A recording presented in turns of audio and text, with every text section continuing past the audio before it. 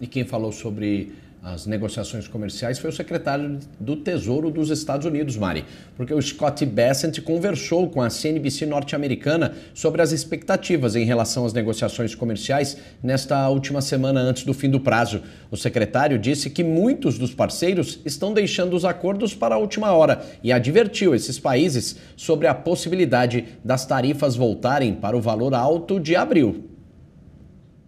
Você mencionou o comércio, muito em foco agora, sobre a estrutura que o presidente Trump anunciou ontem sobre o Vietnã. Gostaria de saber se você poderia nos contar um pouco mais sobre isso. O Vietnã concordou com ela? E essas tarifas de 20% sobre o que eles enviam para nós são além das tarifas de 10% que já temos? Como isso funciona? Não é sobreposto aos 10%. Essa é a tarifa recíproca. Certo. Então, seriam apenas tarifas de 20% sobre o Vietnã como parte desse acordo. Isso. E o acordo está finalizado? Não falei com Jameson Greer, que está liderando a equipe. Meu entendimento é que ele está finalizado em princípio. Acho que a questão é que até agora tivemos algumas respostas do varejo, da Associação de Calçados. Eles fabricam muito no Vietnã, em parte porque o último governo Trump fez com que eles saíssem da China para o Vietnã. Esse será um custo mais alto de fazer negócios para que eles tragam esse produto para cá. Bem, veja, vimos que uma grande parte do comércio proveniente do Vietnã é o que chamamos de transbordo da China. Portanto, veremos o que acontece com o transbordo.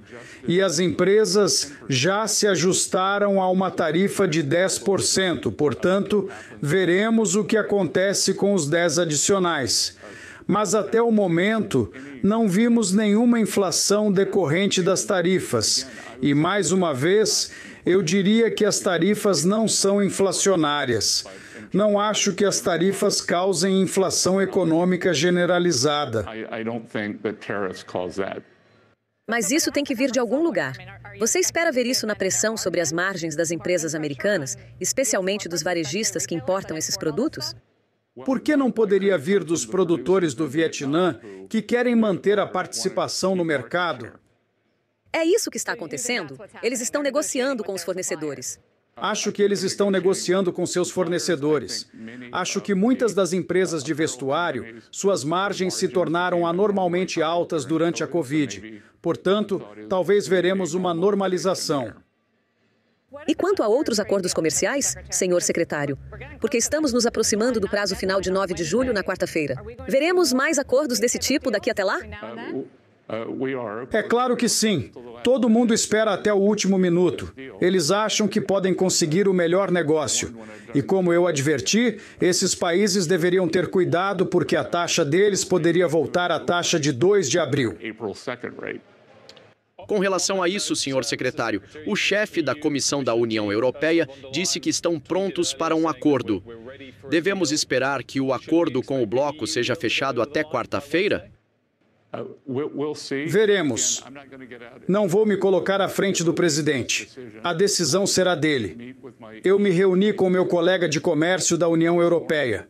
O embaixador Greer estará trabalhando diligentemente. Portanto, veremos o que podemos fazer com a União Europeia. Mas parece então que a União Europeia está em uma situação melhor do que, por exemplo, o Japão. Nós acompanhamos as postagens do presidente sobre o Japão ao longo dos últimos dias. Veja, o Japão é um grande aliado e está em uma situação difícil. Eles têm uma eleição no dia 20 de julho, o que, na minha opinião, lhes impõe muitas restrições internas em termos de fazer um acordo.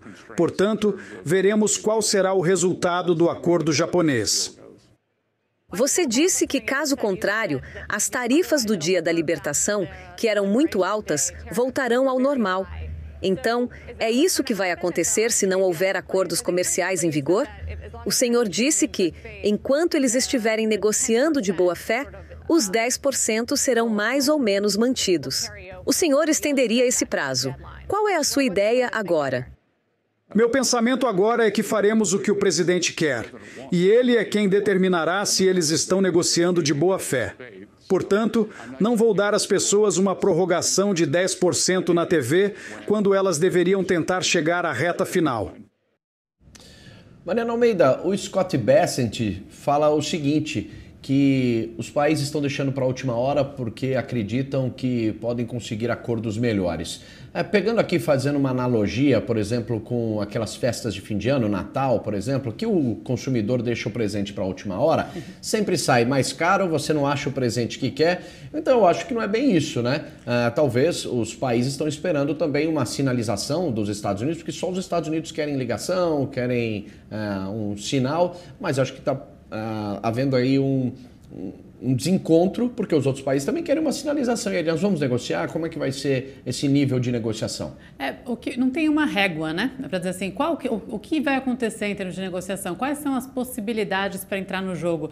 E aí a gente assistiu muito fortemente com a questão da China, né? A China foi a que mais se acirrou e a gente pôde presenciar justamente isso que você está colocando. Quem vai ligar primeiro? Quem vai falar primeiro? Quem controla a narrativa e quem é que senta pressionado na mesa para fazer o debate? Isso ficou um jogo de empurra, no fim das contas os dois sentaram e o que foi decidido?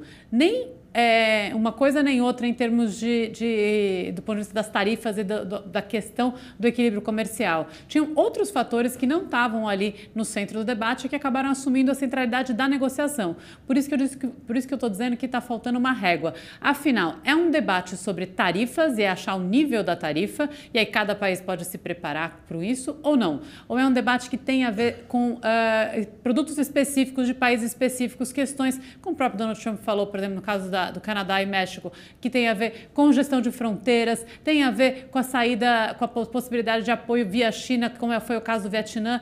Quais são as questões em jogo? Ele falou também agora sobre o Japão, vai ter eleição, tem posicionamento político na eleição que importa ou não para os Estados Unidos, enfim, tem todos outros fatores que dificultam que as negociações aconteçam e aí é importante também destacar só um ponto aqui que se não está claro o que se quer, quais são os riscos? Isso sim está claro, os riscos são uma redução do comércio e um posicionamento muito ruim para o país na relação internacional, se vendo obrigado a reduzir suas margens de lucro, mas também suas margens eventualmente de ganhos e de renda para a população em muitos desses países que têm renda muito menor que a dos Estados Unidos. Só para amarrar rapidamente esse assunto, então a gente tem 3 negociações só fechadas, Vietnã, China e Reino Unido, e até o próprio Donald Trump, ele ventilou que realmente é complicado, porque são 170 países para fazer acordo, então talvez teria que negociar em bloco de 90 países, eles vão precisar chegar a um consenso. O prazo é quarta-feira, né? E a Scott Bessent faz uma ameaça, mas Trump, inclusive, já está recuando, meio que sinalizando um bom senso, pelo menos. O que tem ali, acho que uma coisa importante dessa questão de o prazo é quarta-feira, mas pode recuar ou não, tem uma questão que o Scott Bessent reafirmou aqui, a CNBC também, que é o quê? O Donald Trump que decide. É muito centralizado, né? Tem é bem pessoal o critério. Então, não tem régua, não está explícito qual que é a demanda. Melhorar a indústria dos Estados Unidos. Toda ela, não. Então, não tem uma grande régua. De novo, pode mudar, depende do quê? Do que ele quiser. E aí, construindo dessa maneira, tudo pode acontecer. Inclusive o bom senso, inclusive a redução aí das tensões. Mas a gente provavelmente vai ter muita notícia ainda hoje. A expectativa é de que não seja algo geral para todo mundo e que ele deve sim atacar, pressionar alguns no determinado sentido agora e eventualmente arrefecer para outros. Vamos entender como isso vai acontecer e em particular onde é que está o Brasil nesse jogo. Legal, Mari, até já.